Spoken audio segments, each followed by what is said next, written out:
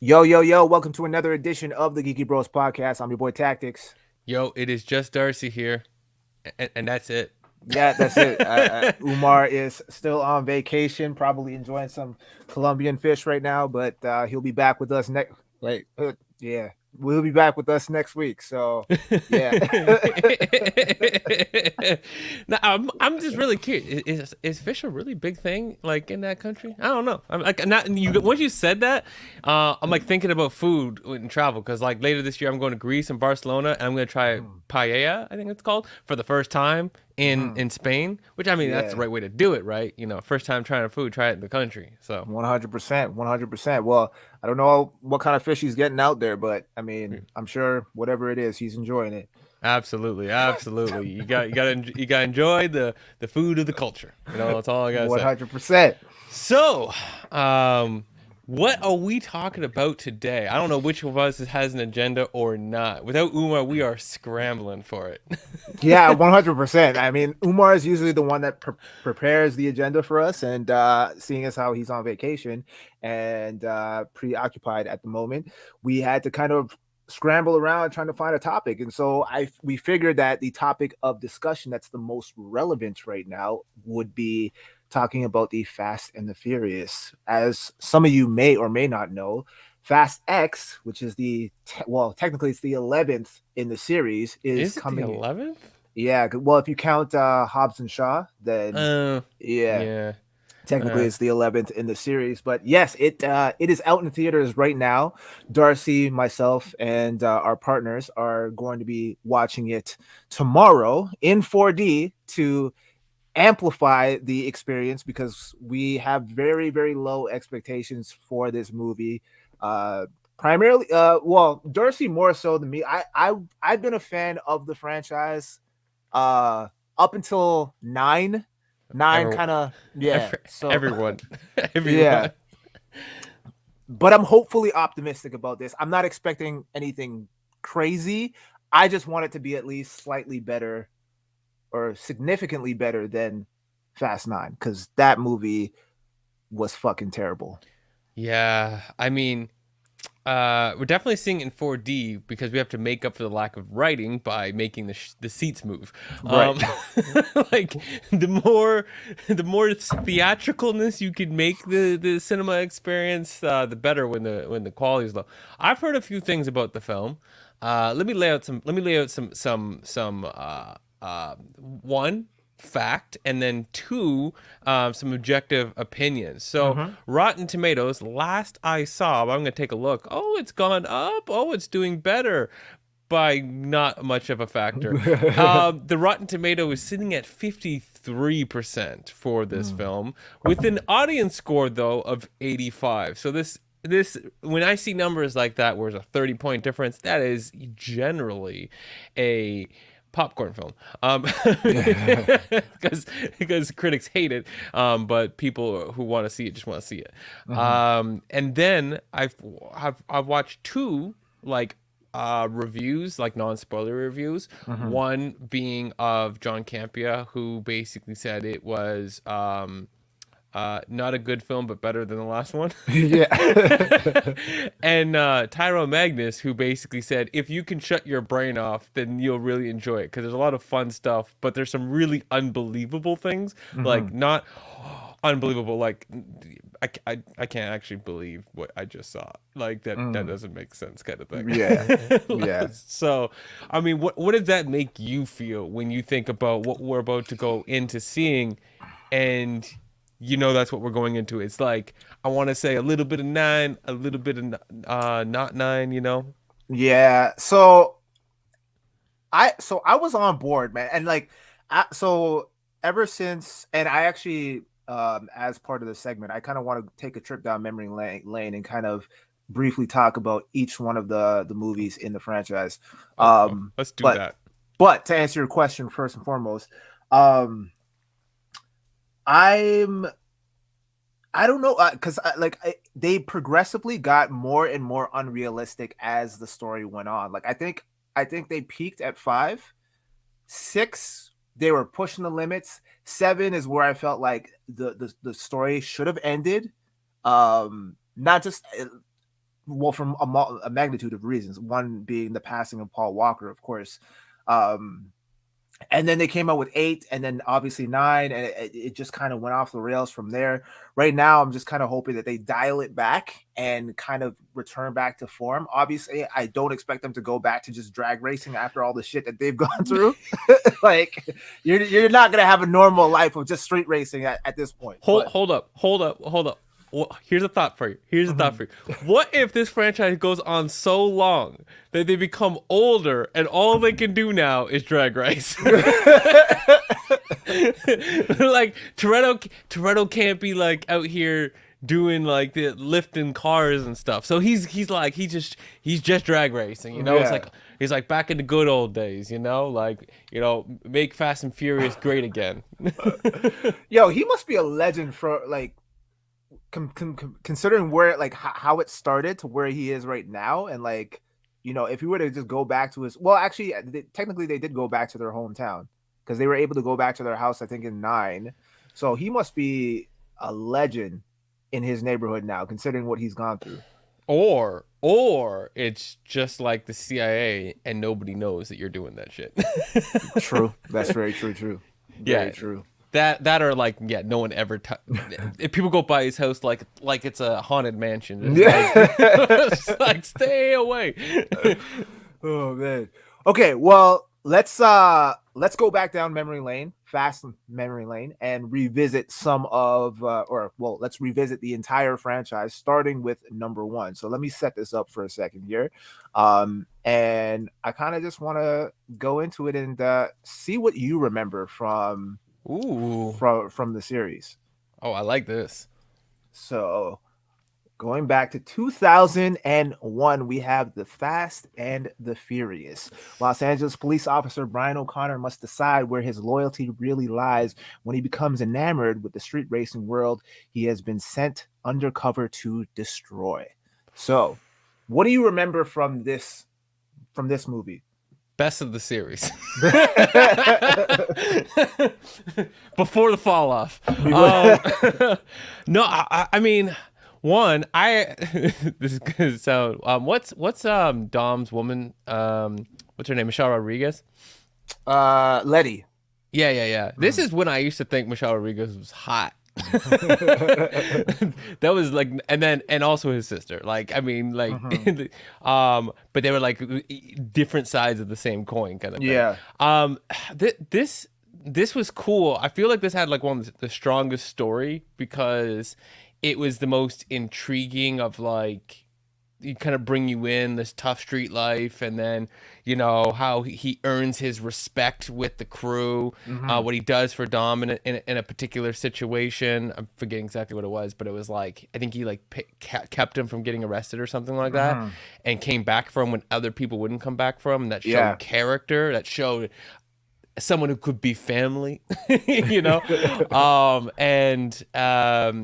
It just had that like late 90s kind of angst coming out of it, and that little bit of roughness, but it was coming into that new phase of like things getting more real, so to speak, and it felt the most like grounded. Like, I want to say this is like the Dark Knight of the franchise, right? Like, it's like it's the most like, it feels the most like, yeah, this could actually happen, because everything they did in this actually was things that you could do. And you know, I always forget when I watch this back. I'm like, where they have like the like, was it like a Chinese, or I know like they had a Chinese like theater in there, but was the crew that they were dealing with was it like a Chinese mob or gang or whatever?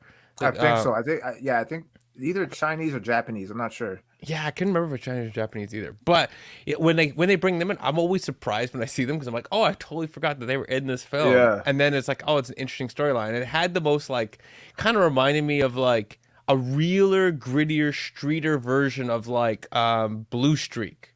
Like when Martin Lawrence was doing his like couple of cop things. Good right? reference, man. Holy. Yeah, and like and even like the coming off of like Eddie Murphy doing his kind of cop stuff. Like it felt like it was kind of piggybacking off of that era and Mel Yeah. Gibson and all those kinds of movies. But then it was like, no, we're gonna make it gritty. We're gonna make it younger. Like they hit on that early CW market. You know, Hmm. those like One Tree Hill kind of loves, and Yeah. it's like that gritty in between. So yeah, I like this one. This one was a good film. I mean, how do you feel about it? Excuse me. Yeah, I enjoyed this one too. I don't think I actually saw it in theater. I think I waited until it came out on I guess VHS at that Yeah. point. I was just thinking that. I'm like, I think it was for me too. VHS. Yeah, yeah. Yeah. But yeah, I enjoyed it. To my understanding, it was supposed to kind of be a knockoff of Point Break, which I never actually saw. I I think saw I the did see that. remake, but I never saw the actual original, which I think is sacrilegious to say out loud. But um yeah, I enjoyed the storyline. I like I think I waited until it came out on VHS just because I at that time I had no real interest in like street racing and cars and stuff like that. And then I saw the movie and I was like, oh, this is actually pretty dope. I really enjoyed it. And yeah, you're right. It does kind of have that really 90s feel that's very reminiscent of the era of like the Eddie Murphy movies and Martin Lawrence with Blue Streak and whatnot. And I like how it kind of all plays out. And yeah, I was invested in the storyline of this world that they set up and had no idea it was going to expand into what it is right now. That's for damn sure. Yeah, if someone showed you this film, like clips of it, and then showed you clips of like Fast Nine, and didn't explain anything, didn't say like they were connected, someone Yeah. would be like, "Oh, is he doing like a reference back to his old film?" You're like, "Yeah, it's the same storyline." Yeah. You're like, huh? Yeah, yeah, they definitely go off the rails later on in the series. But yeah, this was definitely very grounded. I mean, there were no flying cars. There was none of that shit. It was just very generic, run of the mill type of movie that was in the wheelhouse, no pun intended, of reality to some extent, right? No, let's get those puns in today. Let every car pun you can think of. Let's go. Yeah, let's do it. Let's do it. But yeah, I enjoyed it. Yeah, I thought it was solid. I think like what would you rate it based off of memory? I watched it once not too long ago, like Hmm. in the last couple years. I want to go with like 8 off of nostalgia. Okay, that's solid. Uh, I'm gonna go 7.5. Yeah, I was there, but then I was like, "There's a place," you know. Yeah, no, I feel you on the nostalgia part though. I could go back and watch this and find a lot of enjoyment out of this, just based off of the nostalgia factor. Yeah, So and yeah, this is also when like Vin Diesel's like tough family part of things felt the most real, and yeah. he was in good shape at that point. He He was like was, man. I don't he know was what happened, but like it's like progressively he just kind of became a little unrecognizable because I know like a lot of people considered him like a heartthrob back in the day because he oh had man, this, he had Pitch Black, he had what was the other one Riddick, where Riddick, he Triple had X. Triple X. That's the one I'm thinking of. Yeah. Yeah. By the way, did you know how people have been going? I gotta say this since we just brought that up. Hmm. So you know how people have said like the rumor that like oh Jurassic Park could be connected to Fast and Furious, which I was like I no, heard that too. Yeah. don't do it. But someone was saying something and they I can't remember what it was, but they made some theory about how they would go back in time or something in this film or something crazy like that, Yeah. and they would go into some like kind of multiversal thing, and I'm like, okay, this is stupid. But then they said this thing, and I was like, this actually would be freaking hilarious. They're like, he somehow ends up at the end, we end up meeting his twin brother, Hmm. who's Triple X, and I'm like, you know what? You almost had me there. You almost got me with Yeah. that one. I'm almost down for that. Hey, honestly, because I'm hearing that I think it's been confirmed that they're turning the 10th movie into a trilogy series. Yeah, So I hear this ends on a cliffhanger. yeah, so honestly, at this point, like if they're considering wrapping things up after 10, Like, just go balls to the walls. Yeah, introduce dinosaurs, introduce Riddick and Triple X. Yo, I'm all for it at that point because like we've seen it all, pretty much. I mean, at I least we think we've seen it all. You say wrap it up, but I mean like they literally were like they should have wrapped it up at 7. But like Yeah, that's everyone knows that, yeah, right? Like 8 was rough, 9 was worse, 10 is apparently ridiculous. But yeah. like when you say like the finale is a 3-part series, that doesn't tell me that you're going to end anytime soon. That means like we'll see how we feel in 2 more movies. This is true. This is true, but it also relies on how well this movie does overall. Like if it like because I mean to make movies like this, I'm sure they spent a shit ton of money. So if They they don't, do. yeah. So if they're not making their money back, that at what point does the studio just say, "Hey, yeah, I think we blew our load, and there's not much left in this franchise that we can really do." Yeah, I mean, I agree. But these movies tend to make money. I mean, this one, the budget was $340 million, Mhm. so that's a big budget. But honestly, like we already know, this movie's gonna make that up in like 2 weeks. You know, It's true. if it's slow, they're gonna make that up in 2 weeks because It's true. you know this weekend's gonna be like, it's gonna be big. Like they just don't. I don't. I feel like it's that kind of film where they're always gonna bring an audience. People are gonna be curious unless it starts to go really bad. But there's still a lot of people who want mindless fun. They don't care. Yeah, I can agree with that. As long as they don't make another not like movie on the same level as Nine, I think that they'll still pull in an audience because even me, like I hated Nine, and now I'm like, yo, I do want to see it because I am curious to see how this ends. Um, so yeah, as long as they can kind of keep reeling us in, then yeah, I could definitely see them making more money for sure. Yeah, absolutely. But yeah, we will see how this one turns out. Yeah, we will see tomorrow. So, okay, moving on to the next one in the series, and we're gonna do this in order. Actually, the order, not the order of release, but the order in which it goes in chronological order for the actual movie timeline. But we're going Too Fast, Too Furious. Okay, so former cop Brian O'Connor is called upon to bust a dangerous criminal, and he recruits the help of a former childhood friend and street racer who has a chance to redeem himself. Now, Ooh.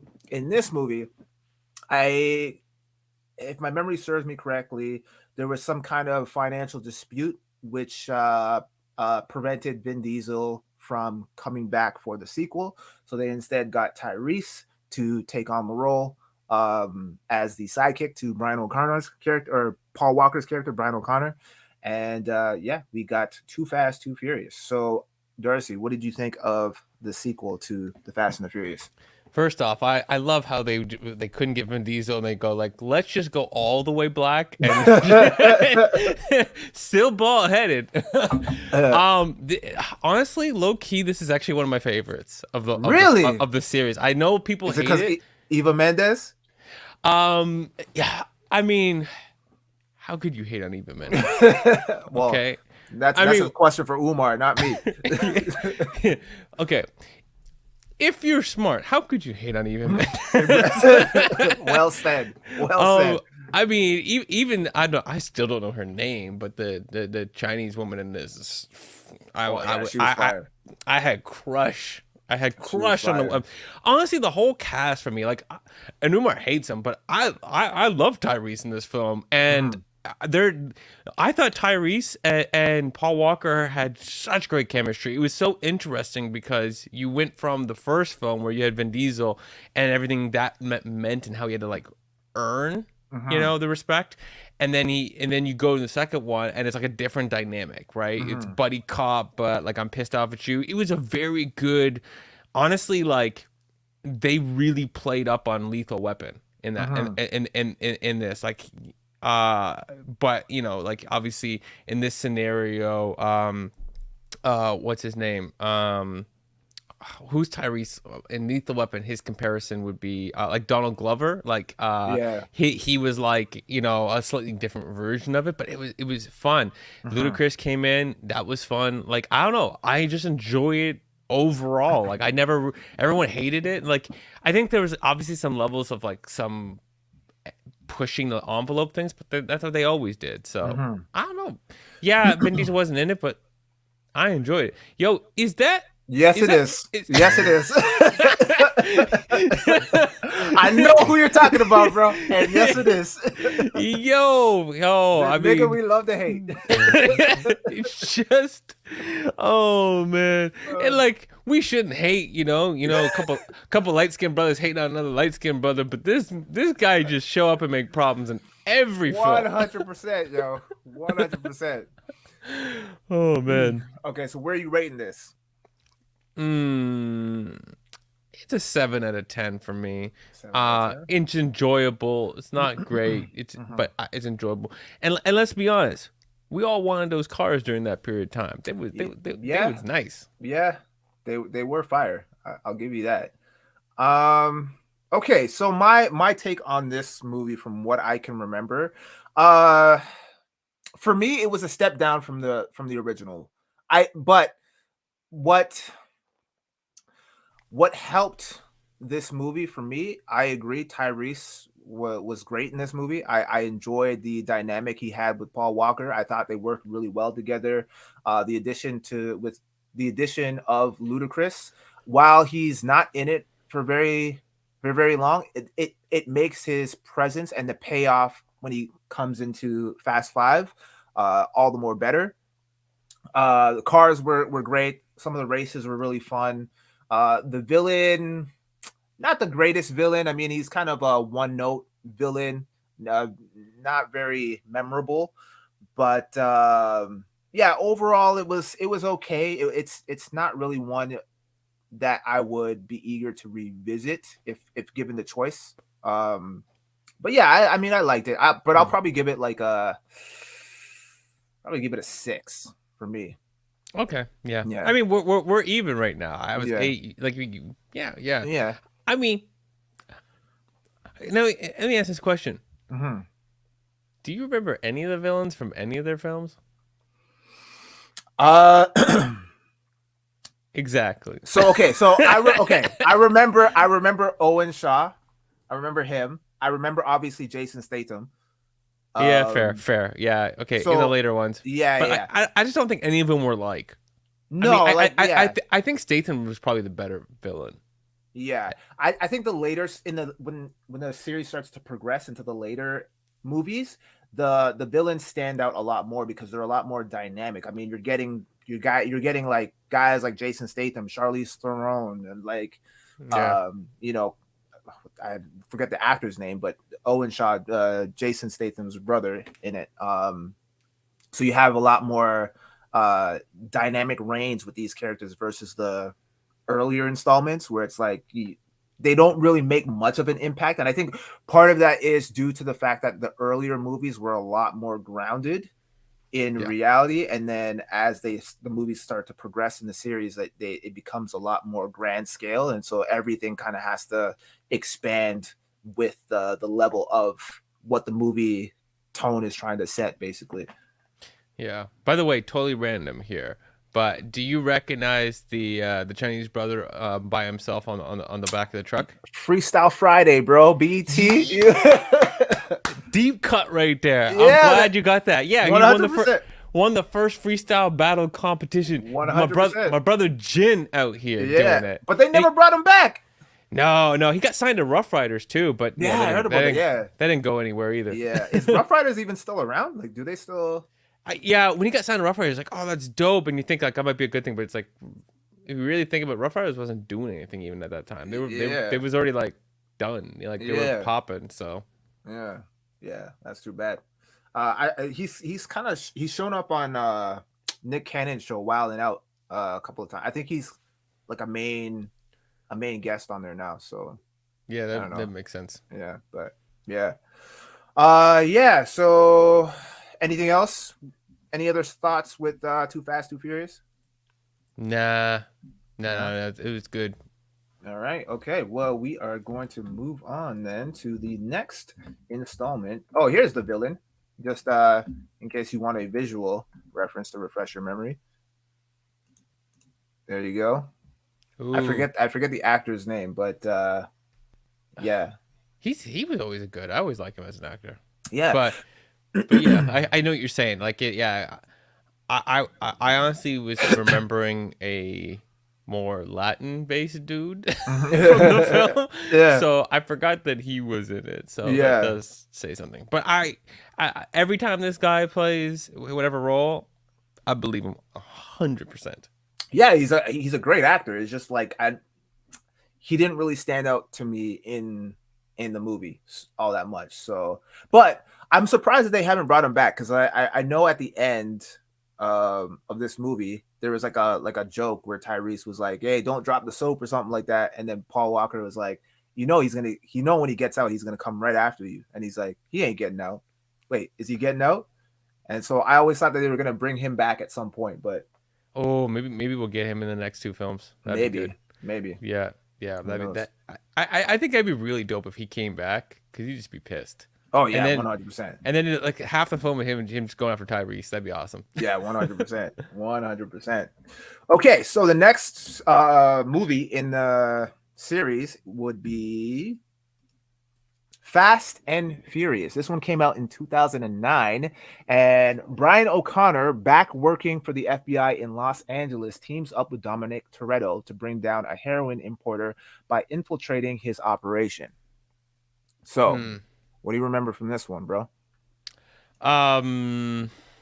Nothing. Wait, I, let me throw I'm up some photos. I'm trying Maybe to it'll remember if it refresh is your. the one that has like the desert race at one Yes, point. yes, yeah. Okay, so then I remember that much. Mhm. Oh, I also love how the fact that this guy's already in it, but chronologically, Yeah, like he was in the next film. yeah, Like we already messed up. yeah, Like we haven't even introduced this guy, and he's in a film as if he's a known character. Like doesn't make any sense. yeah. But yeah. So I really don't really remember this film other than a drag race or something in the desert. Mhm. And I'm just loving the naming at this point. It's like the Fast and the Furious, Too Fast, Too Furious, Fast and Furious. Yeah. And it's like Fast and Furious, Tokyo Drift. Like it's like you guys just have no ability to keep anything consistent. 100%.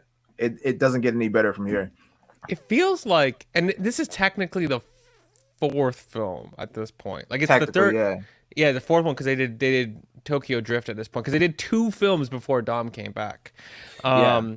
So this is where it starts to feel like we're getting the hints of where it's going. Like even the production of this looks like it's closer to the newer films than the Mhm. original film. Where the Yeah. original film felt like gritty Michael Bay, this feels more like big Hollywood production. Yeah. Yeah. Where you ranking this from what you can remember? The way I rank a film, I don't remember. like, like, I mean, I could give it a 6 out of grace, but it's like probably a 5. Like Yeah. I don't remember this film. Like, what do you feel? Maybe you'll say something and it'll spark a memory for me. So yeah, this one, I don't blame you for forgetting this one because it's it's not really my favorite. It's a step in the right direction in terms of like how they wanted to kind of reboot, not necessarily reboot, but kind of reignite the franchise. Because Yeah, at that point, like after Tokyo Drift, it was kind of dying, and they thought that like Tokyo Drift would be a good spinoff, and it didn't really go anywhere. So they're like, okay, well, we gotta if we're gonna keep milking this bag, then we gotta figure something out. And this is actually when, like you said, Vin decides to come back, and I think at this point in the movie, he had a little bit more say and a little bit more control in terms of how he saw the franchise going, right? And it's that says a lot considering how motherfucking invincible this dude ends up being as the movies progress. But yeah, from what I remember, and fun fact, just to jog your memory, Mother's Milk is in this as one of the villains. He's not the main villain, but I don't have a photo of him. But yeah, he plays a villain in this. that's He's the guy dope. with the faux hawk. But anyway, apparently in this one, Letty supposedly dies. She was basically working alongside with Brian off camera, trying to bring Dominic back home because at this Mm. point it's basically picking up a couple years after the first movie when like Brian gave Dom the keys and like he kind of pissed off somewhere, and then he comes back because well Dom finds out that Letty is dead and he's trying to investigate and trying to figure out like what happened, and then they're trying to bring down the main villain Braga or something like that, and so they have to kind of infiltrate his operation by becoming Braga's like drivers or whatever, and yeah, that's kind of as much as I remember. Yeah, it feels a little bit more familiar. I think like you, like yeah, this villain, and there was Mhm. like a race or something, like a Yeah, desert, and then like a yeah. cave and stuff. So now that I'm remembering this a little bit more, I did enjoy this, and it was a good reignition of the franchise. Um, yeah, I feel like I'm gonna give this a Reignition. I see what you did six. there. Yeah, I mean, you said reignite. I just took it all the way. I feel like I'm gonna give this a 6.5. I'm gonna be generous. I'm gonna give this a 6.5 now. Now that I Okay. kind of remember this, yeah. I'm gonna give this a 6. Um, because I like that this was like a new start off point for where the franchise like ended up going, right? And the villain was okay. Um, I liked the dynamic between Dominic and Brian, especially the fight scene between them when Dominic finds out that Brian and Letty had been working together, and Brian didn't tell Dom, and then Dom just kind of loses it on him and shit. And so that was pretty cool. And obviously there's still underlining tension between them because the shit between him and Brian hadn't been resolved after Dom discovered that Brian was an undercover cop trying to infiltrate his operation back in the first movie. So that was Mm, pretty cool. But yeah, so I'll give it a solid 6. I I enjoyed it. It's not my favorite one, but I like the direction that they decided to take this series from this movie as its starting point. So yeah, got you. I yeah, hear you. yeah. Anything else? I think that the race inside the cave is equal parts cool and stupid at the same time. Yeah. Because there's like some CGI, you're just like, Oh yeah, there's some shoddy CGI for sure. Oh, we also get an introduction of Wonder Woman in this too.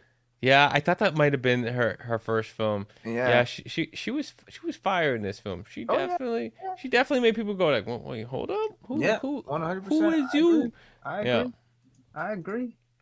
Okay, moving on to the peak of this series, in my opinion. Are we just That not bringing up Tokyo Drift at any point? it hasn't happened yet. It hasn't happened yet. In the time that Literally, no, this it has. timeline is confusing. Yeah, Like, okay, but go on. we got Fast Five. Now, what do you think of this? Well, actually, sorry. This one came out in 2011. So Dominic Toretto and his crew of street racers plan a massive heist to buy their freedom while in the sights of a powerful Brazilian drug lord and a dangerous federal agent. So, what did you think of this one?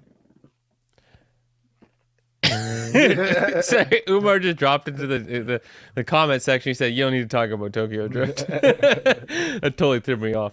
I actually really like this movie. The first introduction of Hobbs was fantastic. It was super exciting. This is the one where they are actually like in the streets of Brazil, and they are like have that shootout, right, where everyone needs to be protected, Oh yeah. and then Dom ends up protecting Hobbs, and Hobbs, a man of similar respect and strength, Mm-hmm. decides to like team up instead of fight.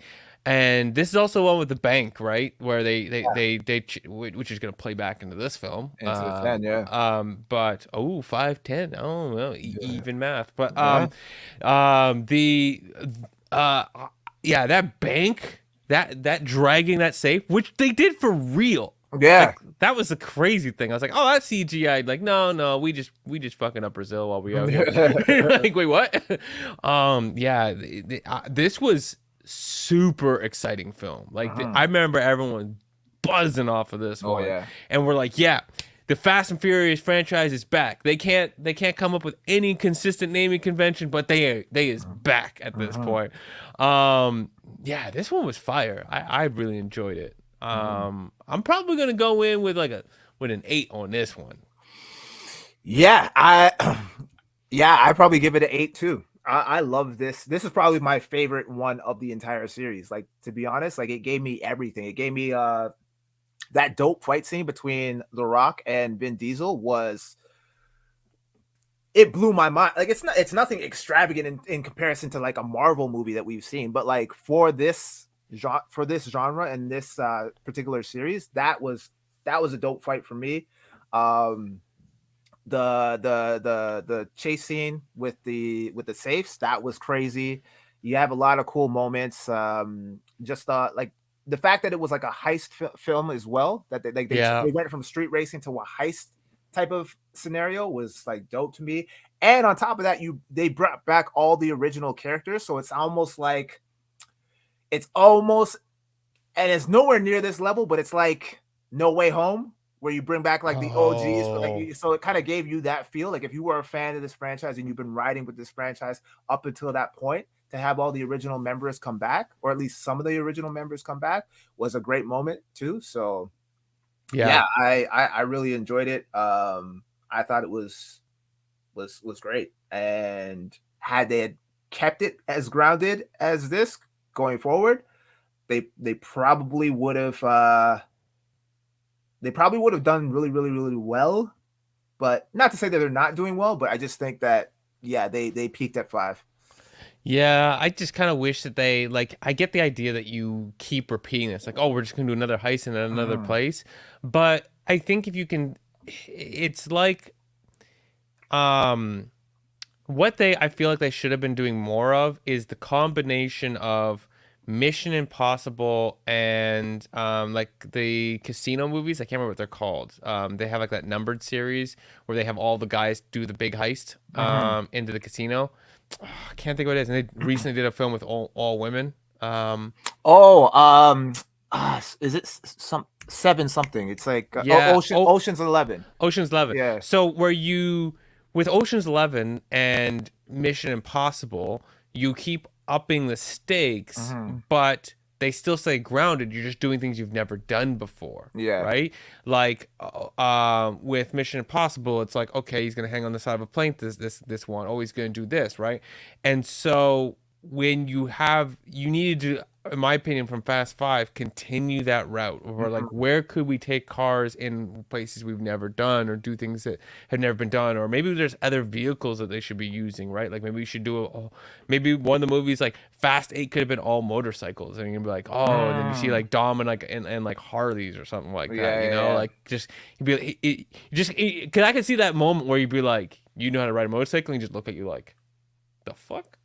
Right, and he just like comes with the biggest Harley ever, and Yeah. he's just like a biker dude, and you're like, oh, for real. And he's got the respect of like the Hell's Angels, like it's Mhm. like Sons of Anarchy kind of like vibe Yeah, comes out, yeah, right? yeah. Like I think there's so much stuff they could have done with the bigger heist and like the different gang connections that he might have had, instead of Mhm. it being like, and now you're part of the CIA.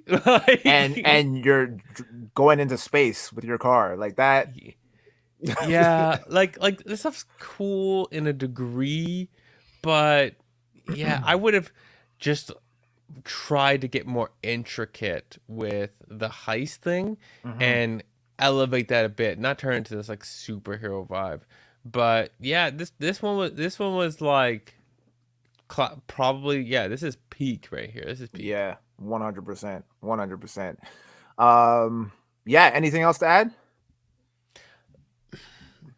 I mean, one thing is interesting is why the heck was Hobbs sweaty this damn much in this film?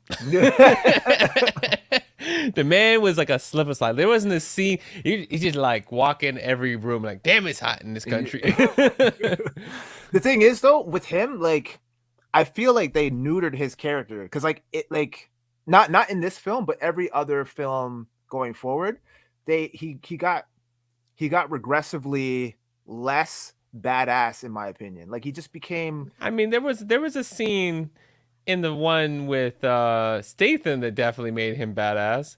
The man held a machine gun by himself. yeah, okay, so he had moments. It's just I felt like Yeah, his character, like I his agree. personality really shifted. Like he went from this like drill sergeant almost like a bigger like muscular version of like David Vin, Hoggins. yeah. And, I think I say like Vin Diesel. but it's like it's just weird. His personality changed so drastically in a span of Mm. like 3 movies. So it would just yeah, exactly. He became a parody of himself. Ooh, well said, Umar. Yeah. Yeah, I don't disagree. I mean, I'm sure that had to do a lot with the off-screen stuff too, but you know. Yeah, yeah, that is true. Well, okay. Moving on to the next down the list. We are now at we're still not at Tokyo Drift. I'm sorry, bro. Holy crap. It just doesn't make any sense. Like, you've introduced a character in this timeline, and we haven't met him yet. Like...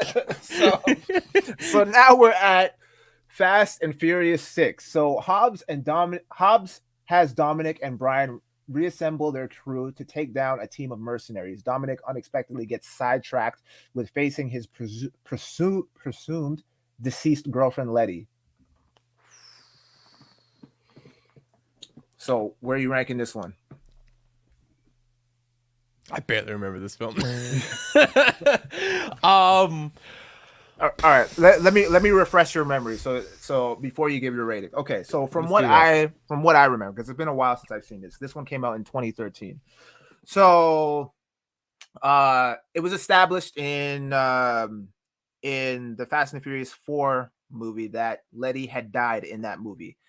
But then there was Oh, yep, I can't yep. remember which movie it was, but it was Fast Five actually. So Fast Five, the end credit scene, it shows Hobbs at his desk, and then Eva Mendes comes in, shows him a file saying that Letty is alive. So it's on some Marvel end credit scene type shit, Yep, and so yep. now it kicks off Fast and the Furious 6. So now Letty is alive and well, but she has no recollection of her past. So she has no memory, and she's now rolling with a new crew. That being, I think it's Owen Shaw. Yeah, Owen Shaw and his crew, which basically are the doppelgangers of our original Fast and the Furious team. So again, they Hobbs basically gets Dominic and the gang all together. They cut a deal saying that like we need people that are like-minded like these mercenaries to take them down, and in exchange we will offer you full immunity from all of the or full pardons of all of the shit that you guys did in Rio, and yeah, you guys get to walk free. So Oh yeah, yeah, yeah. yeah, yeah, yeah. And also, as Umar pointed out, Fast Six also had Gina Carrara. Rana? I thought it was Carrara. Well, whatever. Gina was in this film. Damn, Gina. Yeah, this one was good. It was enjoyable. Had its moments. I think when I watched this back in the day, like, it was like, oh, it was another 5 for me. You know, I don't know if it necessarily like super exceeded it, but I think it was very much like, yeah, this was still good, and we're on the right track, and we're enjoying ourselves. I'm probably gonna go 7.5 on this film, bring it down a little bit from the last film. But yeah, that's kind of and maybe I'm being generous. It might be a 7, but it was an enjoyable film. Let's leave it at 7. Let's be harsh, because we haven't got Tokyo Drift yet, so I'm gonna be harsh. Yeah, I think I'll agree with you. I'll give it. I'll probably give it a 7 as well. It was definitely a step down from Fast Five, but not by much. I still thoroughly enjoyed this one. The humor in this, from what I remember, was really great, especially with Tyrese's character and the comparison that he had a lot of times to the mercenaries that were actually very much doppelgangers to the Oh original yeah, team. is this also the film where him and Ludacris end up going to the thing at the auction, and Ludacris like some white dude was just like Yeah, looking up yeah, because like they're black, and then Ludacris just like buys all of the yeah, cars. No, but it was him and Hobbs, so the Rock. And then Oh, the oh Rock, yeah. the Rock is like, "Yeah, that's a nice jacket. I want it." And he's like, "It's not gonna fit you." He's like, "It'll fit." Yeah, yeah. The Yeah, comedy was good in this. yeah. Yeah. Yeah, it was solid. So from what I remember, I thoroughly enjoyed this one as well. So yeah, I'll give it a solid 7. Um, I think it near the end it kind of goes off the rails a little bit in terms of the oh no, sorry, I'm thinking of 7. My bad. I'm jumping ahead. No, I enjoyed it. It starts to kind of get into the realm of like unbelievability. Like it's kind of like the you remember the end with the plane? They use the harpoon strapped to the cars to take down that plane. And it's like the longest runway. Is this also where they lose Wonder Woman? Yes, yes, this is where she Yeah. supposedly dies, but now it's miraculously alive in 10 apparently. Yeah, she falls. This woman actually is Wonder Woman. Yeah. Like it's almost like she was like, this is like back in like Wonder Woman the first one where like in World War II she fights in an airport. Right? Yeah. It's almost like she just like, oh wait, this reminds me of Trevor. Yeah. just, just like I need a moment. Just like falls into the black and then like 100%, yo. I'm really curious how they're gonna explain that, man, because I don't know how she could have survived that. I mean, how to put this? She fell from a fast moving car. It doesn't necessarily mean she died, right? But a woman better have some scars. So Yeah. I was just like, Yeah. she come out, she just like looks hot still. It's like it was just you just got a like rug burn. Like you break anything? Like Yeah. you can keep like no, I'm good. Strong as ever. I'm at, well, actually, you know what though? Because when she was doing these films, she was actually really skinny, right? And then she did Yeah. Wonder Woman. So if they do anything with rehab, I would just love like a 2 second, like a 30 second, like what am I Training thinking here? montage. Yeah, like a training montage, like a Rocky training montage, and it's just like, and she's like, I had to like rebuild myself and make myself stronger. It's like you actually are. Yeah. Like I actually believe this shit. 100%, yo. You're a lot bigger than you used to be. Like damn. Yeah. I forget the end credit scene I think actually. So if you have nothing else, then let's move on to the next one down the line. So the end credit scene is actually Tokyo Drift, if I'm not mistaken. Let's see here. So we need to go 6 films to do an end credit scene for the third film. Yeah. So if my memory serves me correctly, at the end of Fast 6, it goes back to that point where I don't know if you remember Tokyo Yeah, Drift, where it was when Statham's character. Yeah, so it was Yeah. like he was the one involved in the death of Han or whatever, and it basically so this is where the Tokyo Drift fits into this timeline. So it's between 6 and 7. So the Fast and the Furious Tokyo Drift came out in 2006, and a teenager becomes a major competitor in the world of drift racing after moving in with his father in Tokyo to avoid a jail sentence in America. So we just literally went from 2013 to Yeah. 2006. Yeah. That's all I'm thinking about. Oh my goodness. We just jump back in time. It's only a matter of time before the franchise does that too. And like literally we have like none of the cast. Like we just have this is just a Hobbs and Shaw film, but like even less connected. Like they had to connect this film back to it. At least Hobbs and Shaw was branching off of something. Well, they kind of so at the end, as like kind of like an Easter egg of in this movie, they had Vin Diesel show up for like a small small role, right? So yeah, I don't think at that time they anticipated like building the franchise any further than that, but here we are 11 movies later. Yeah, this film is definitely on the weaker side. It's probably a 5 or 6. I feel like there were some elements that I enjoyed. Hmm. Obviously, it was our Japanese brethren. I can't remember his name in the films, but the guy who ends up staying around in the other films. Hmm. Um, he's obviously super enjoyable. Like he wasn't the main character, but he was better than the main character. Yeah, yeah, like, 100%. like when your supporting actor is like, yo, like just the way he delivered and carried himself, you're just like, yo, this is fire. Like he came in like a straight anime character, like the Yeah, most chilled 100%. dude. Like you're like, yeah, you know what you're doing.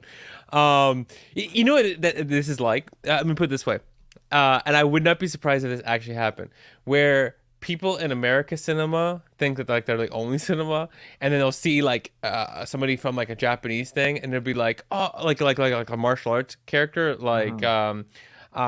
like Jet Li or a Tony. I'm forgetting his last name. Tony Jaa? Yeah, or our dude from like It Man. I can't remember his name right now. Oh, Donnie Yen.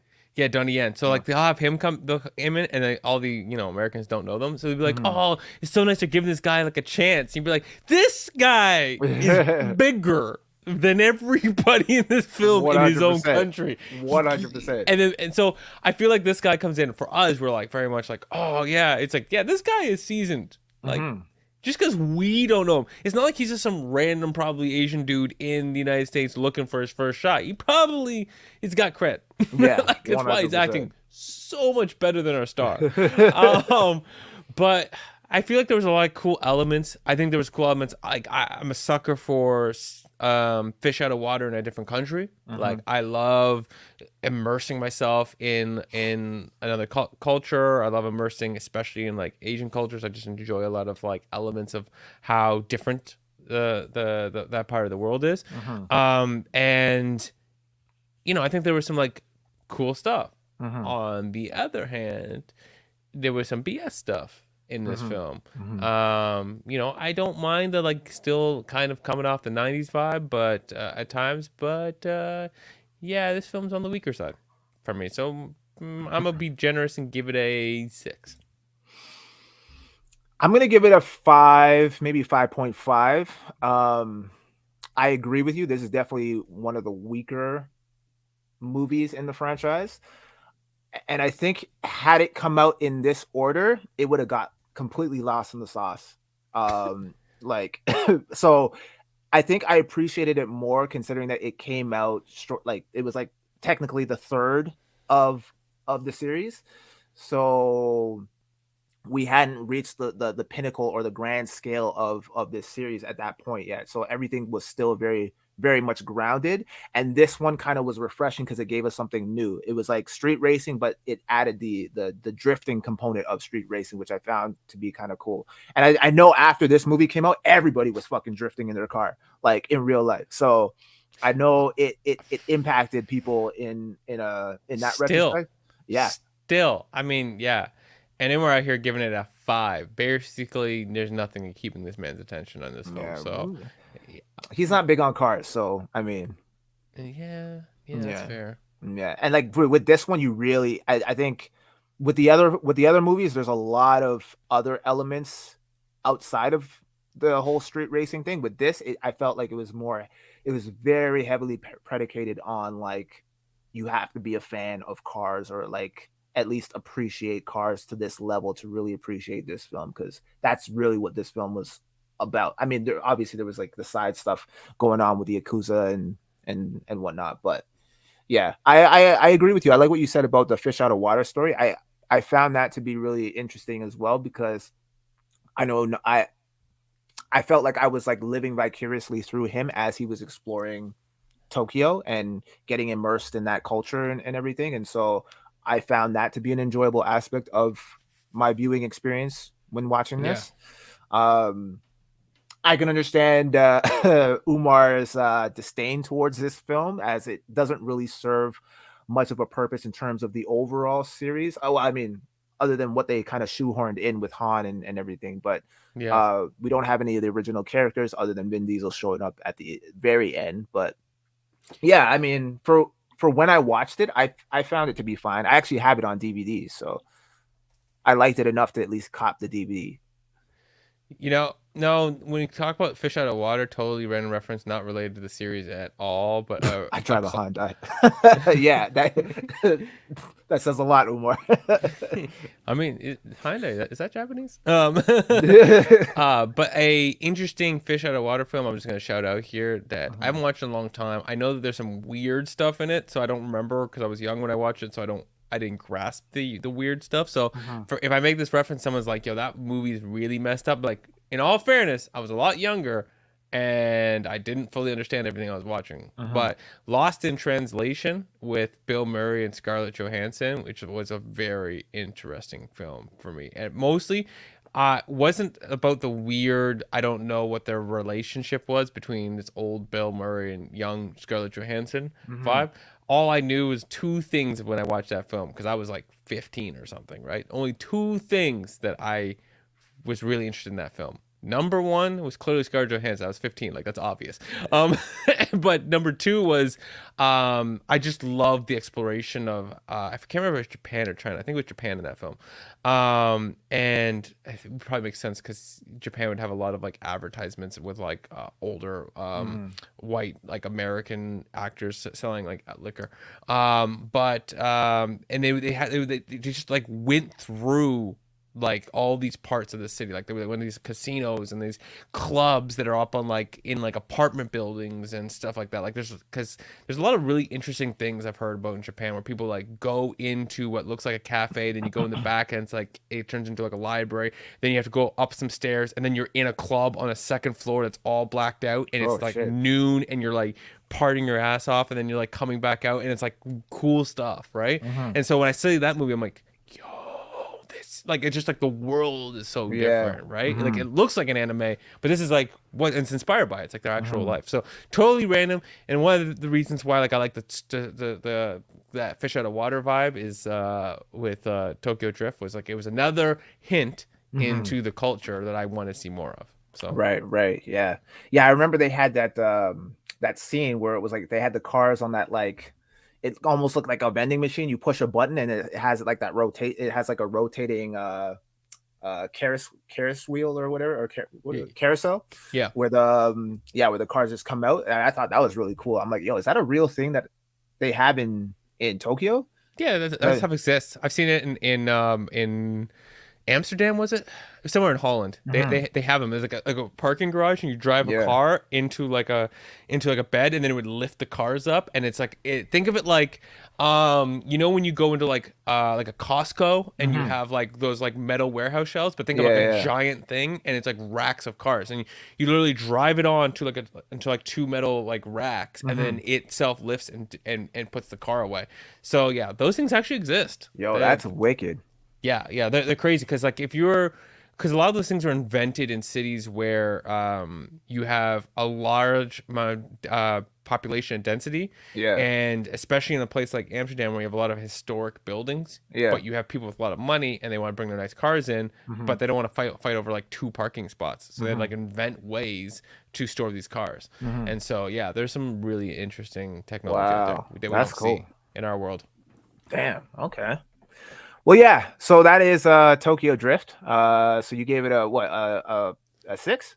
Yeah, we spent more time talking about like Japan than actually this movie. Yeah. So. Yeah. I mean, I just remember. Yeah, it was a Fish Out of Water story. He gets in trouble for drag racing in the States, and then his mom ships him off to go live with his dad, who lives in Tokyo, and he gets immersed in the world of street racing. Doesn't know anything about drifting. Meets Bow Wow.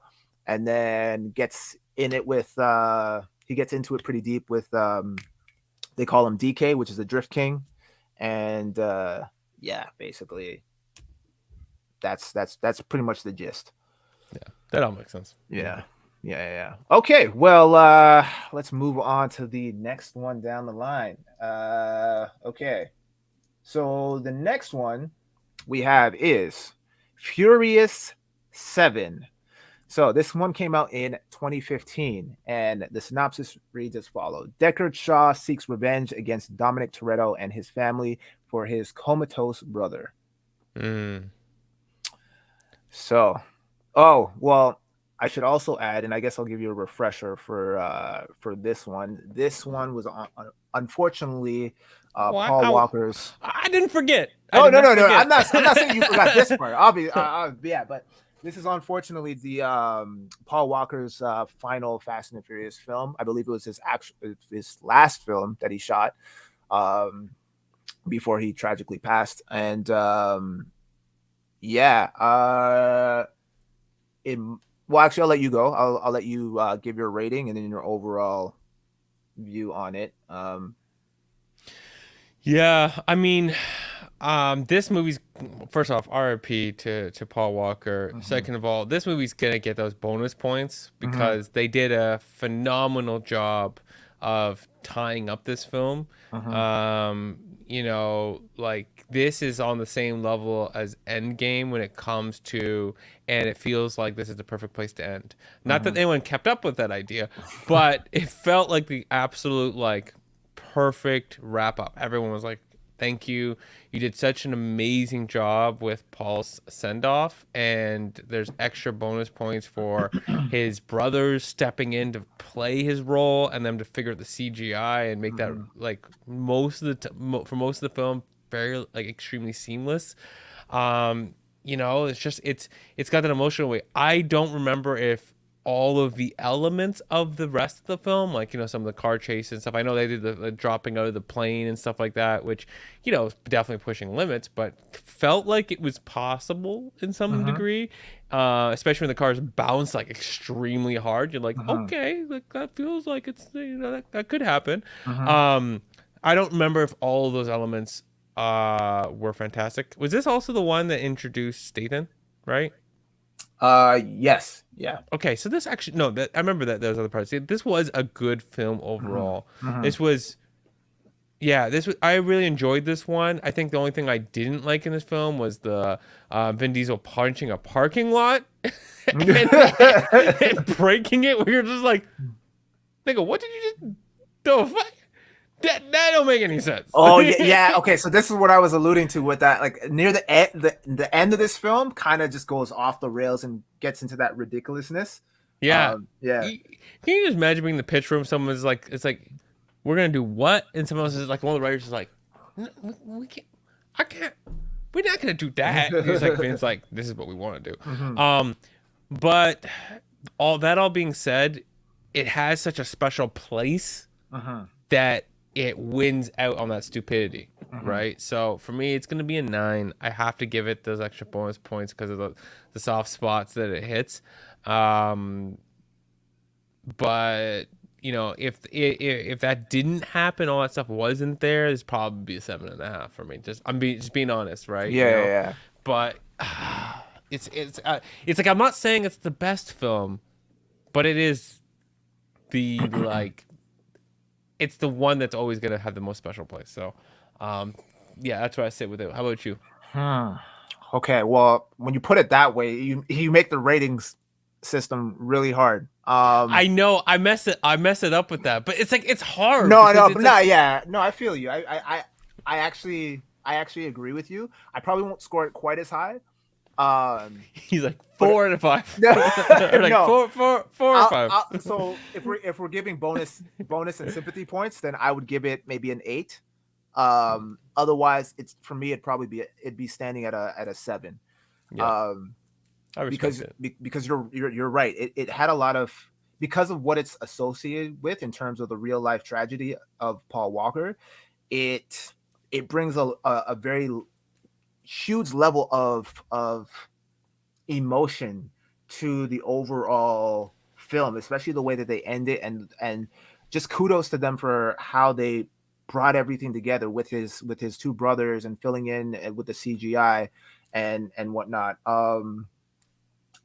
Like I can imagine how hard that was for the entire cast because ultimately they all like you see them in their interviews and they all feel like family like legitimately, right? And like a lot of these people, a lot of them have worked together for years. So to lose one of your family members, your brother, is devastating, and to pretend like he's still there physically in the flesh, um must be an extremely hard task. So I commend all of them, like both cast and crew, for their ability to do that. And I think they nailed it. And it's kind of like, as I'm reading the tagline, it's kind of funny because it's like one crew, one last ride, but then they're like, nope, psych, lied, right? So it's like it is not the last ride. However, it should have been, in my humble opinion. I think if Yep. they had ended this series right here, it would have been a perfect franchise, Yep. or well, a damn near perfect franchise. Because obviously there are some misses in the movie, right, or in the series. But if they'd ended here, I think it would have been a phenomenal franchise overall. But they decided to kind of keep going. But yeah, it had a lot of good stuff in here. Like the introduction of Jason Statham, I thought was perfect, and I never saw that coming. But glad that they did that because I love Jason Statham, right? So he's dope in almost everything that he does. Um, the other villain who actually got outshined by Jason Statham, who uh, basically stole the show, was that dude. Well, he's actually in Shazam, the guy, the wizard guy. I always forget his name, but he's a villain. He's the main villain in this. Yeah, I don't remember him at all. Yeah, exactly. But hold on. Oh. Yeah, I know. Sorry, that was yeah, okay. This guy. Yeah. Yeah, Yeah, I still don't remember anything. yeah. He. I mean, yeah. He didn't play much of a big role, but he was supposed to be one of the main antagonists. And then they introduce Mr. Nobody. So this is kind of where things kind of go off the rails, and with this movie, Mr. Nobody, and then Yeah. recruiting Dominic Toretto as an agent when he's just a street racer. Like why is he qualified to take down Shaw and this guy? But It's because hey, he's got family. family, yeah, exactly. So yeah, this is kind of where, like, near the end is where it kind of goes off the rails with like the whole fight between Vin and Jason Statham. But the ultimate ending where they have the send off with Paul Walker and Vin Diesel driving in different directions, I thought that was a very touching moment, and it definitely tugged on the heartstrings of a lot of people, myself included. So I really like how they did that, and yeah, yeah. If we're giving sympathy points, 8, but my real rating I think is 7. Yeah, I gotta be honest with you. My real rating's a 7, but I'm giving those extra love points. Yeah. But I would say, like, if you ask me, would you watch 7 or 5 repeatedly? Like, it's gonna Mhm. be 7. Like, actually, at the end of this, I kind of want to rank the films based on, like, not necessarily the numbers, Mhm. but based off of, like, which films would you? What's your top 3 films you would want to Mhm. watch repeatedly if you were, Yeah. like, had a playlist of stuff you want to come back to whenever you're, like, bored and stuff. Right. Right. Yeah. Okay. I can respect that. All right. Yeah. Moving on. We have these names, I swear. I know the names of these films. It's like they just had kept no idea of Yeah. how to, like, naming conventions. There's actually a person who has a YouTube video that goes over both, like, all these names, and this is how ridiculous it is. But anyways, move on. Okay, so the next one in the series was The Fate of the Furious. This one came out in 2017, and the synopsis is: when a mysterious woman seduces Dominic Toretto into the world of terrorism and betrayal of those closest to him, the crew face trials that will test them as never before. So, where are we ranking this one, bro? How does the poster art for this film look like it's as old as the first film? Like, I just like looking at that. Like, it's just it looks like 90s straight Yeah, up. Like, yeah. it's so 90s. Hmm. Like, this looks like you just need to put, like, Patrick Swayze up on the cover of this thing, right? Like, it's Oh, it's that's just you're there. going way back. That's mad old.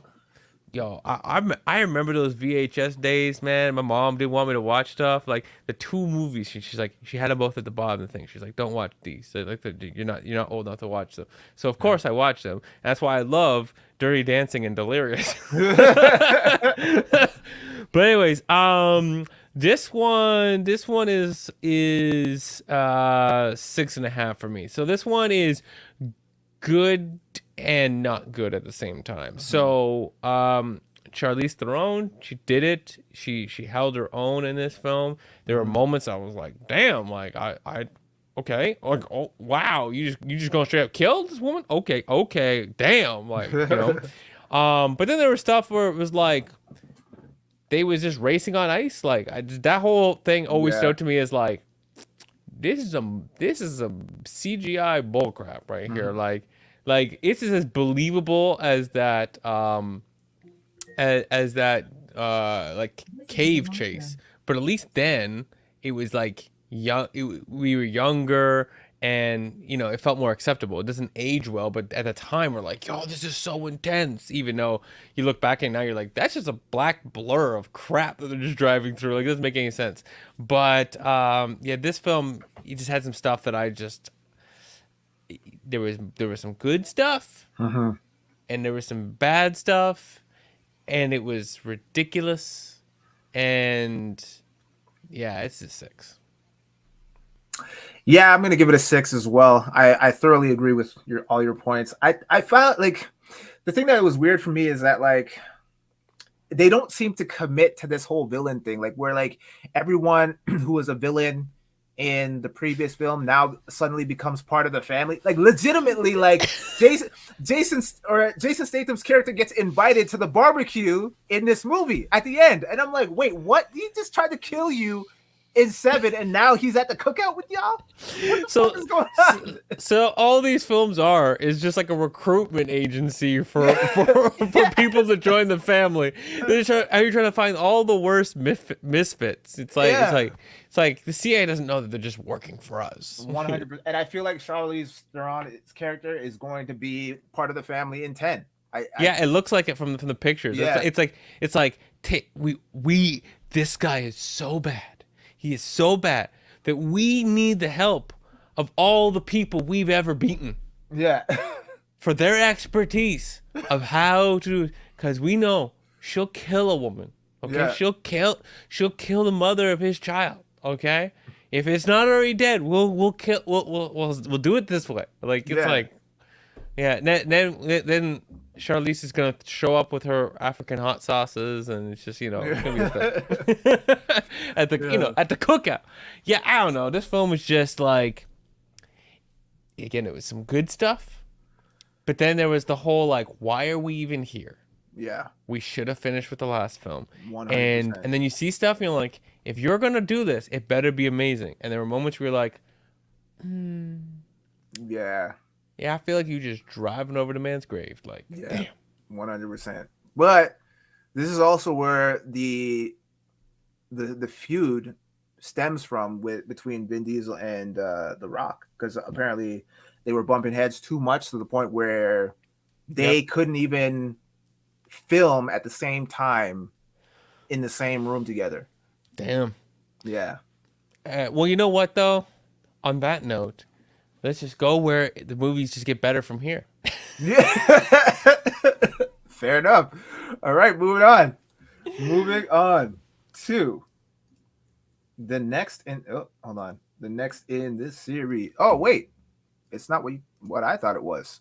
Hobbs and Shaw. Hobbs and Shaw. Fast and the Furious presents Hobbs and Shaw, which came out in 2019. Lawman Luke Hobbs and outcast Deckard Shaw form an unlikely alliance when a cyber-genetically enhanced villain threatens the future of humanity. Black Superman. Yeah, so this is where Dwayne "The Rock" Johnson can no longer film with Vin Diesel so much that he has to make his own film. Yeah. Yeah, this one was rough for me. Like, it was cool, and it just don't miss. But the premise wasn't there. Like the cybernetic black Superman, like it was cool, but then it was like, why is this the Fast Furious? Yeah, yeah. I'm like, what universe is this taking place in right now? Because I'm like, we started from street racing, bro. And the cars were like a consequence of being part of the same franchise. Yeah. Like they were like, oh yeah, we haven't done a car thing in like a certain period of time. Let's put some cars in, right? and you're just like, the fuck is this? What is this? What is this chase? And it was like, I think this had the worst car racing of the whole series, which Yeah, is not unexpected, but at least Tokyo Drift focused on the damn cars. yeah, Like, I mean, of course, not, at this point, nothing's focusing on the cars, but like, I don't know. It feels more authentic when like Vin Diesel pulls out a car to solve a problem than when The Rock is like, oh, I could use a car to solve a problem, right? Like, yeah, um, I mean, the final fight scene was kind of cool in a CGI mess way. It was yeah, like yeah. it was kind of like, oh, there's some cool, interesting shots in here, Hmm. but it was also it also kind of reminded me when Will Smith and Jaden did that intergalactic film together on the Oh, planet. yeah, After Earth. Yeah, after. So there was something about the way the movements in this fight worked and like the way they did CGI reminded me a little bit of After Earth, and I was I like, can kind of see that. Yeah. yeah, and I was just kind of like, it was kind of taking me out a little bit. And at Hmm. the same time, but I mean, of course, the fact that he was like a Superman was kind of taking me out of the film. And Yeah. then it's like, but hey, if Vin Diesel was here, sure he could handle it. Hmm. like, like it just, oh yeah, this one is definitely not gonna be on my top 3 rewatch list. I'm telling you that right now. This the rating on this one is 5. Yeah, I think I'm gonna give it a 5 too. It definitely doesn't have rewatchability like some of the other ones in the series. I mean, his sister though, that's got rewatchability, but that's about Yeah, it. 100%, 100%. I can agree with that. But other than that, yeah, there's not whole lot of substance here. And one, they neuter the Rock's character. Um, I'm not even really sure what they like, what vision they initially had with Jason Statham's character. It seems like they don't really know what he wants, what they want him to be. So that was kind of weird because now he went from being a villain to now being like, I don't know. I don't know what their plan is with this, but yeah, it's definitely on the bottom of the barrel for me in regards to the story. There's some cool stuff there, like you said, the fight scene at the end was pretty cool. Like how I like that element of like how they finally team up, and it was like, oh yeah, I'll take a hit and you throw the punch, Yeah. right? So I found that to be really cool. But other than that, I don't really remember a whole lot There, outside of the film. there was one good element of this film was the going into Rock's heritage with the whole Hawaiian vibe. Yeah, Like it was when he went back and saw his family, yeah. and the mother and stuff like that. Actually, that hit strong, and like everyone there was acting, but they weren't acting, right? Because Yeah. like they weren't actors, and they were acting at certain moments was kind of like a little off, but you're like, oh, these are just people being real, okay? Hmm. And when they were like, we're getting an opportunity to show our Hawaiian culture, I was like, I'm all in for this, and they were Yeah. passionate. Hawaiian people are very passionate, and they didn't come light on that at all. Hmm. So I almost want to give that bonus points, but yeah, I'm not going to. It was too small a part to give it the bonus points. I mean, if it is, it's a 5.25. Yeah, You're not gonna fair. get a whole. You're not gonna get a whole half. Yeah, yeah, yeah. Yeah. This one's low on my list for sure. Okay, let's move on to this monstrosity right here. F9. Fuck 9. Yeah, 100%. The Fast Saga, which came out in 2021 during the pandemic. Dom and the crew must take on an international terrorist who turns out to be Dom and Mia's estranged brother.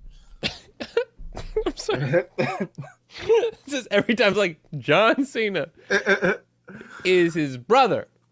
Yeah, yeah. I don't.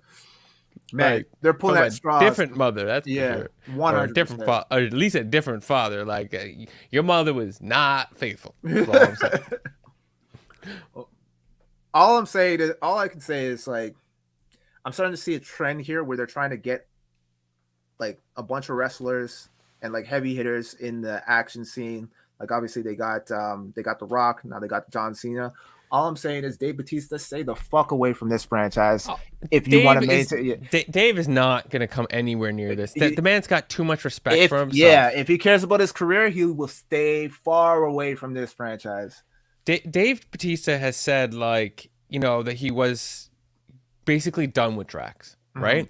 But he loved working with James Gunn, Yeah. right? And so I honestly think that, and I think he kind of said something once that made me feel like he didn't enjoy being Drax without Gunn, Mm. right? Like when you have to do Drax inside of the bigger Marvel, it wasn't his bag Yeah. because Gunn brings an element to the storytelling, to the Mm-hmm. character, to the love of it, and when he's throwing something else, he could just end up being, Yeah. just like whatever.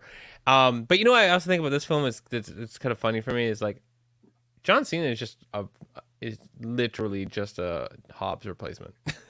Like, Yeah, that's essentially. But now it seems like so. I've seen some of the trailers for Fast 10, and it seems like they've completely flipped his character. So now, like, he's gone from being like this stoic badass to now being that, like, he's basically playing Peacemaker, from what I can gather. um, I could be on board with that because I just like Peacemaker, but not that it works for this film. But Yeah, after nine, again, we're going to go watch this in 4D because we need more elements of theatricalness to make this better. So, you know what I'm curious is, how good is the food at their barbecue? Because how do they convince all of these people to join the damn family? Like, you know what I mean? oh Like, man, like Charlie Theron's just gonna come in and just be like, "That food was so good. Okay, it's I'm a good like person now." it's like I was gonna kill you, but damn, these mashed potatoes and the chicken. Ooh, yo, you put your foot in that, yo. Oh man, she go how you just introduce like let me introduce you to some South African dishes. Okay, let me just bring some of this in. Oh uh, man, yeah, I got nothing to say about it. Fuck this film. This film is like a three. yeah. This is yeah, this is a three. I'm like I don't even know if like once you start going four and lower, is there like I feel like 2 to 4 is just an FU level, and Yeah, if you hit a one, it is utter utter hatred. yeah, well, If yeah. I give you a 0, I pretty much need like a warranty like payback plan. Yeah, man, fuck this film, bro. I honestly don't think I could ever revisit this film. Maybe like a scene or two, but other than that, this film gave me nothing. Like Got you. I was super excited to watch it. Even the trailer was outlandish, but I was like, hey, at this point, I'm on board. I've signed on. I know what I'm getting. I know what I'm in for. Give it to me. And I was thoroughly disappointed because it's becoming too unrealistic to the point where it's like I I can only shut my brain off so much. And even then I don't like to do that completely. I like to at least have there be some sort of substance for me to latch onto when I'm watching a film. You know what this film did? That this is why it pisses you off so much. This film, it's like you know how like they tried genre bend, right? Oh, Yeah, we're a yeah, heist film. Oh, now we're a superhero film. Now we're a Marvel film, yeah. right? You know, whatever. This film went into a territory it didn't mean to go into, and couldn't commit to it because it still tries to take itself seriously. So you know when people make like literal cult crap films like Mm-hmm. Sharknado, Yeah, yeah. this film went into that era because like the second they drove up, they're like driving over that rickety like rope bridge. Oh yeah, that I, fucking scene. Oh my I goodness. was just like, there is absolutely no way that I can believe this giantly long. If it was a short bridge, maybe like, and there was a lot, and I saw a lot of tension. But I'm like, there's no way I'm gonna believe that these heavy ass cars, 2,000 pound cars, are gonna drive this rickety ass falling apart bridge, and we just have two posts in the side of a cliff. Like I need someone to tell me it's not a cliff, it's a solid mass of ground, and these posts go down like 14 feet Yeah. like into the ground, like to believe that they're just not gonna pop right out, you know? Yeah. Ridiculous. It's It just was yeah. I and the fight scenes got insane too. It was like they're they're breaking it, they're like getting smashed into walls and like cement blocks or like and it's just like these guys are just walking it off and I'm like, I know you guys are tough, but there's no way none of you guys are concussed right now. Man, I like, like people just be coming out like, oh, like my shoulder, you know? Yeah. You'd be like, oh, sorry that concrete was there. Yeah. I honestly I think Vin Diesel has a chip on his shoulder with the Marvel where it's like y'all made me into a fucking tree when I wanted to be a superhero, so I'm gonna just do it in Fast and the Furious. No, he can't be complaining. The dude made $14 million off of Groot. He cannot be complaining. This is true, but I feel like he still has a complex. He's like, I want to be a superhero. I want to be doing this shit. I don't want to just be saying I am Groot all day long. I want to be fucking some shit up too. Because there's no what other explanation do you have for this guy going from a street racer to literally he should have been dead in Fast Five. You know what I think about when I think of him playing Groot? So like, Rocket Raccoon's a big character, but Groot's character is far simpler. And when I think of James Gunn working with Vin Diesel, I don't feel like Vin Diesel's the easiest to work with. So I think it all comes down to one day of Vin Diesel coming to a studio to do the lines. They do however many takes. He does them in the multiple languages he has to do them in. He actually has the most number of translated by the original actor. But of course, it's like one line, and then he has to inflect it in the different ways. But he has to learn the tonalities of the language, which is important. But I feel like when it comes to like Bradley Cooper, I bet you there's like several days of them filming. Like, or not filming, but doing the voice work, right? Yeah. So they can come up with stuff and play with stuff and figure stuff out. And I bet you it's like 1 to 2 days. And then they're like spaced out. It's like one day, and then we'll get them back if we need a couple other things. It's like that's all they budget. Because I feel like he's got to be difficult enough that it's just like, yep, we're glad we only have 3 words. Yeah, yeah, that's true. Which is so odd because like I'm always baffled by what I hear about him like behind the scenes because when you see him, and I guess that's just him like keeping up appearances, but when you see him in like interviews, he seems like the most humble, nice, like wholesome guy ever. Like everyone, like he just has this genuine presence about him. But then you hear that he's feuding with like The Rock, and well, that's really. I mean, I feel like he's only had beef with The Rock so far, as far as I Yeah. know. Maybe we're overestimating it, but what we're not overestimating is the level of shit in this film. So that's Yeah, for real. 100%. So yeah, well, I guess that brings us to the end of the timeline. The next one is going to be Fast X, which we're watching tomorrow. So I guess heavy well, cast. yeah. So I guess we'll end off on what are the predictions overall? Like what are your expectations? What are you going into this movie thinking? Like what are you thinking? I'm excited for a solid 6 out of 10. That's literally where my bar is at. Yeah. At least there's a picture in this one of some street racing. Like there's something going back to form around here. Yeah. Yeah. I gotta be honest. Half of there are. This is the order of priority of the 3 things I'm most looking forward to. Double dating. Popcorn. Moving seats. Yeah. That's pretty much it for me, bro. That's pretty much it for me. It's like a reason to do these things. Yeah. Less about the actual content of the film, to be honest with you. 100%. How about yourself? I share in that sentiment, bro. Yeah, in that order. Double date, popcorn, and a hell of a good ride. Yeah. That's Exactly. all. Yeah. And like I mean, yeah, I'm expecting it to be like a 6. I think it's going to be enjoyable enough cuz from what I've heard it's toned down from the previous one, which is good. So I feel like it's going to be on the level of 8. Yeah. I think it's going to be 8. Yeah. That's my gut right there. Now let me ask you. I said I was going to ask this question earlier.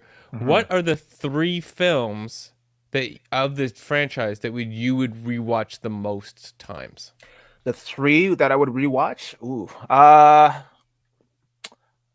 I'm gonna go in no particular order. Yeah. Oh, that's hard. 3. Fuck. Yeah. They don't have to. They're not saying that they're the best. It's just Okay. these are the 3 that I would watch the most of, regardless of however we rank them. It's just more of a like, yeah, these are the most enjoyable. So if I put them on the background, these are the ones I'd do the most. So I'm gonna say 5, 6, 7, with an honorable mention of the first one. Okay. Okay. I'm gonna say 1, 2, and 5. 1, 2, and interesting. Yeah. So 7's not even on your list. I thought you were gonna go 7 for sure. No, because as how do I put it?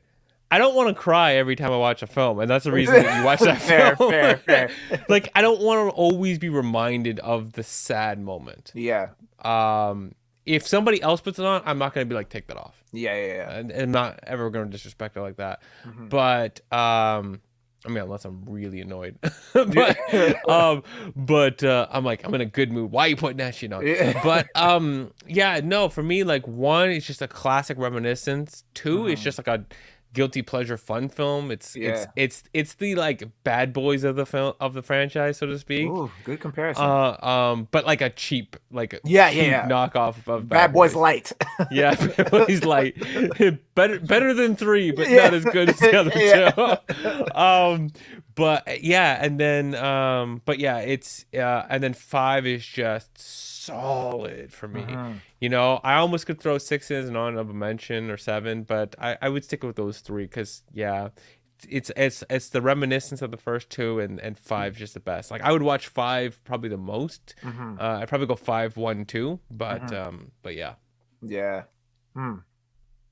Yeah, that's a different list. But we have the same crossover though, and that's the important one. I don't think there's a single person out here who'd be like, out of the whole Fast franchise, 5 is not the one I like the most. Yeah, exactly. Or like it's not a top 3 for me. Like I'm like, okay, what franchise are you watching though? Like, it's the No Way Home equivalent. Like, obviously to a lesser degree, but I mean, that's part of the draw for Fast 5 for a lot of people, right? Bringing back all the OGs, and then the action was heavy. It's the bank scene for me. It's just leading up and watching that bank scene because it was so good and visceral. Like the bank scene in this is like the equivalent of watching like a John Wick film, but like if John Wick was all about cars. Right? Like it actually was the most, because they did it, you appreciate it. And we're heading into an era where stunt choreographers are leading in films and actually allowing stunts to breathe instead of just cutting between stuff and you don't really feel anything, like actually feeling the weight of doing real stunts. And you know, I would love this franchise if they're gonna do 2 more films to do some more of that. Like I'd love this franchise to finish off by somehow going back and making the last film feel like the first film. Right, like they've conquered the world and space, and now they have to like bring it back home. But in an interesting way, like still add some of that dynamicism, but like tone it all the way down, so you kind of revisit that where everything all began, kind of thing. Because you have this film, it's going to 8. Maybe the next film could go to like 6, 5, like 5 vibes. And then the last one goes back to like the first 5. I would just like it to finish on a realistic note. And I think you could bring some heart back into it. So I agree. Well, that will conclude this edition of the Geeky Bros podcast. Do you have anything else that you want to say before we sign off for the night? I never want to talk this much about the Fast and Furious franchise ever again. Yeah, I think we're good. I think we're good after this, bro. No, this was fun though. I'm looking forward to tomorrow, but for all the wrong reasons. 100%. All right, well, I'm your boy Tactix. And this is just Darcy. And we will see you guys next week. Yep, like, subscribe, and all that kind of stuff. Yeah.